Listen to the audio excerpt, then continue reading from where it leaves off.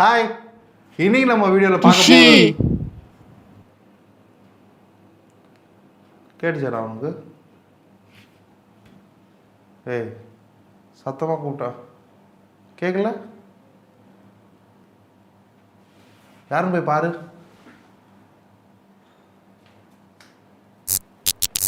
ஏய், light off பண்ணுறா.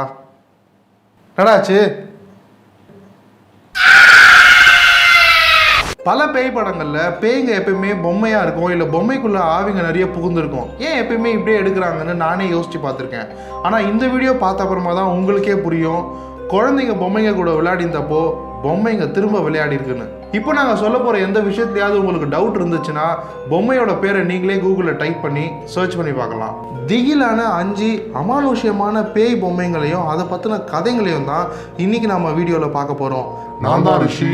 Welcome to Rishipedia.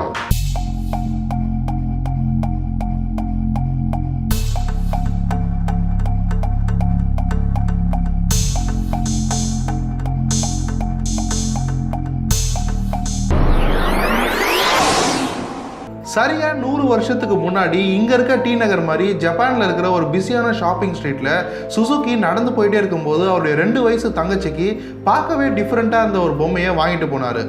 அந்த பொம்மை கியூட்டா ட்ரெஸ் பண்ணி முடியெல்லாம் ஷார்ட்டா வெட்டி பார்க்கவே ஒரு குழந்தை மாதிரி இருந்த ஜாப்பனீஸ் டால். அவரோட தங்கச்சி ஒக்கிக்குக்கும் பொம்மை ரொம்பவே பிடிச்சி போய் சாப்பிடும்போது தூங்கும் போதுன்னு எப்போ பார்த்தாலும் பொம்மை கூடயே இருக்க ஆரம்பித்தாங்க. ஆனால் ஒரே வருஷத்தில் யாருமே எதிர்பார்க்காத மாதிரி உடம்பு சரியில்லாமல் 2 வயசான ஒக்கிக்கு செத்தும் போயிடுச்சு.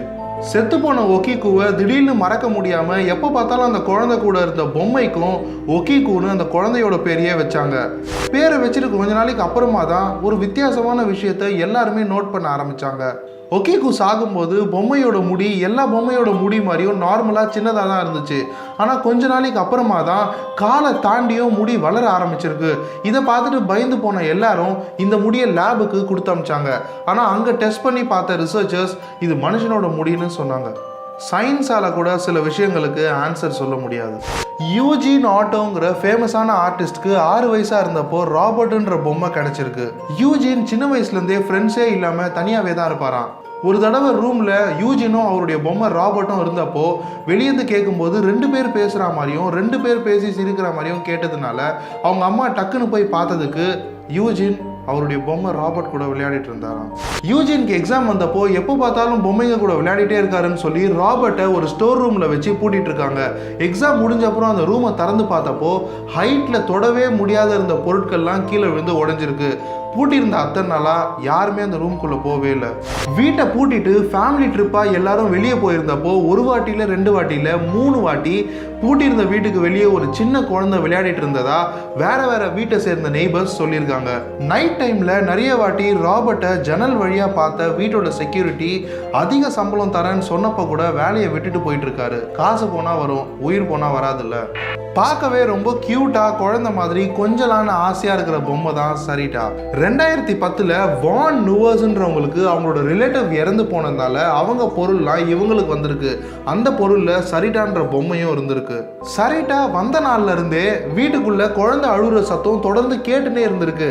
கொஞ்ச நாளைக்கு அப்புறமா தான் அது இந்த பொம்மை இருந்த ரூம்ல இருந்து தான் கேட்குதுன்றத வான் நுவர்ஸும் அவங்க குழந்தைங்களும் கண்டுபிடிச்சிருக்காங்க. சரிதாவை எந்த ரூம்ல வச்சு பூட்டினாலும் காலையில பார்க்கும்போது அந்த 2 குழந்தைங்களோட பெட்ரூம்ல தான் இருக்குமா. ஏன்னா செத்து போன அந்த ரிலேட்டிவ்க்கும் வான் நுவர்ஸோட 2 குழந்தைங்க ரொம்ப பிடிச்சிருக்கு. 2 தடவை குழந்தைங்களோட முதுகுல கத்தி வச்சு கிழிச்சா மாதிரி காயங்க இருந்திருக்கு. காலைல எழுப்பி கேட்டப்போ நைட்டு சரிதா வந்து அவங்கள அடிச்சா மாதிரி கனவு வந்ததா சொல்லியிருக்காங்க. கெரி வாரன் வயசானப்போ 20 வயசுல வாழ்ந்த ஆஸ்திரேலியால இருந்து அவரோட பழைய வீட்டுக்கு போயிருக்காரு. போன அப்புறமா தான் ஆளுங்களே இல்லாமல் வீடே ரொம்ப பாழடைஞ்சு போயிருக்கிறத பார்த்தாரு. வீட்டிலேயே யாருமே இல்லைன்னு ஊரில் இருந்தவங்களை கேட்டப்போ வீட்டில் பேய் இருந்ததாகவும் நிறைய அமானுஷ்யமான விஷயங்கள் நடக்கிறதாகவும் சொல்லியிருக்காங்க. ஆனால் கெரி வாரன் நம்ம சின்ன வயசில் வாழ்ந்த வீடு தானே, உள்ள என்ன இருக்க போதுன்னு நடந்து போனப்போ பேய் எதுவும் அவங்களுக்கு தெரியல. பட் லெடான்ற பொம்மை அவங்க கையில் கிடச்சிச்சு. அந்த பொம்மையை பற்றி நிறைய பேர் நிறைய கதை சொன்னப்போ கெரி வாரன் அந்த பொம்மையை மியூசியமில் கொடுத்ததுக்கு இது 250 வருஷத்துக்கு முன்னாடி ஈஸ்டர்ன் யூரோப்பில் பப்பட் ஷோன்னு சொல்லக்கூடிய பொம்மலாட்டத்துக்கு யூஸ் பண்ண பொம்மைன்னு சொல்லியிருக்காங்க. அதே பொம்மையை சர்ச்சில் கொடுத்ததுக்கு 200 வருஷத்துக்கு முன்னாடி தண்ணியில் மூழ்கி செத்த ஒரு 6 வயசு பையனோட ஆவி இந்த பொம்மைக்குள்ள இருக்குன்றத கன்ஃபார்ம் பண்ணி சொல்லியிருக்காங்க.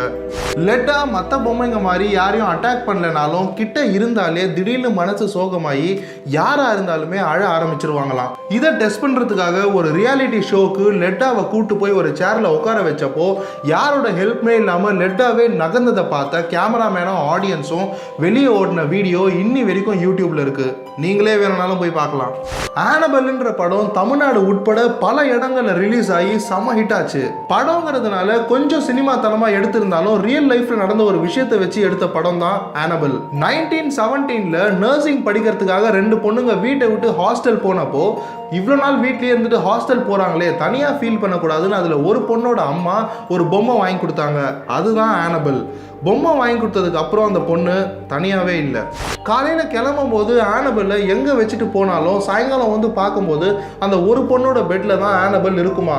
அதுபோக வீடு ஃபுல்லாமே பென்சில் வச்சு ஹெல்ப், அதாவது காப்பாற்றுங்கன்னு சின்ன சின்னதாக கிறுக்கியும் வச்சுருக்கோம்.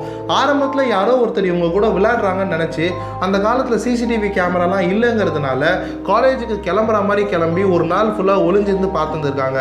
அன்னைக்கு யாருமே வரலைனாலும் அன்னைக்கும் பென்சிலில் கிறுக்கிந்திருக்கு. அந்த 2 பொண்ணுங்களில் ஒரு பொண்ணோட பாய் ஃப்ரெண்ட் ஒரு வாட்டி அவங்க ரூமுக்கு வந்து தங்கினப்போ நைட்டு ஆனபெல் வந்து அடித்த மாதிரி கனவு வந்ததா சொல்லியிருக்காரு. காலில் எந்திரிச்சு பார்த்தப்போ கையில் உண்மையாலே காயம் பட்டு ரத்தமும் வந்திருக்கு. இது வரைக்கும் 3-4 வாட்டி ஆனபெல் பொம்மைக்குள்ளே இருக்கிற ஆவிங்களை துரத்தணும்னு ட்ரை பண்ணி யாராலையுமே முடியாமல் இப்போ இது ஒரு மியூசியமில் தான் இருக்குது. போர் அடித்தா நீங்கள் கூட போய் பார்க்கலாம். மறக்காமல் வீட்டில் சொல்லிட்டு போயிடுங்க. இந்த வீடியோவை மறக்காமல் லைக் பண்ணுங்கள். உங்கள் ஃப்ரெண்ட்ஸில் யாருக்கெல்லாம் பேயை பார்த்தா பயம் இல்லை பேயினாலே ரொம்ப இன்ட்ரெஸ்டிங்காக பார்ப்பாங்களோ அவங்க எல்லாருக்கும் இந்த வீடியோவை ஷேர் பண்ணுங்கள். இந்த 5 பொம்மைங்களில் எந்த பொம்மை செம டெரர்னு கீழே கமெண்ட் பண்ணுங்கள். மறக்காமல் ரிஷிபீடியாக்கு சப்ஸ்கிரைப் பண்ணி பக்கத்தில் இருக்க பெல்லையும் அமுத்திடுங்க. Sweet dreams. நாளைக்கு நான் உங்களை வந்து புது வீடியோவோட பார்க்குற வரைக்கும்